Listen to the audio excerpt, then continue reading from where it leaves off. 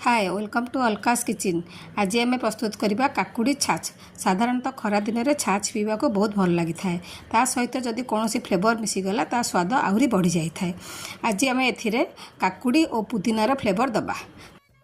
आज आम प्रस्तुत करवा काकुड़ी छाछ बा कुकुम्बर छाछ। से आवश्यक उपकरण गुड़िक है काकुड़ी, कंचा लंका, अदा, पुदीना, धनिया डेम्फ, दही, ब्लैक सॉल्ट आउ नॉर्मल सॉल्ट। गोटे ग्राइंडर जार रे अधा काकुड़ी चोपा छड़ाई छोट छोट काटी दबा।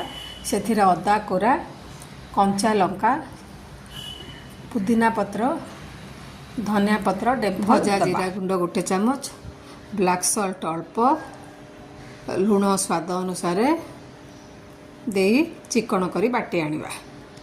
से दही गोटे कप दे ताको आउ थरे ग्राइंड कर दबा।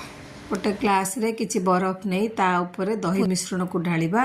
ताको काकुड़ी और पुदीना पत्र रे गार्निश करिबा। ता ऊपर टिके भजा जीरा गुंड दबा।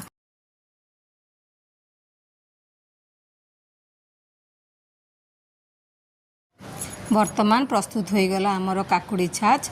यह ठंडा ठंडा पीवा को बहुत टेस्टी और हेल्दी मध्य। आपण थरे याको करिकी पियंतु, देखिबे यह किपर लागुची ताहा मते कमेंट बॉक्स रे जणेबे। यही रेसिपीटी आपन को भल लगे बोली आशा। जदि भल लगिला तेबे लाइक शेयर करिवे। चैनल ले नुआ थिले सब्सक्राइब करिवे। फेसबुक पेज रे थिले फॉलो करिवे। धन्यवाद।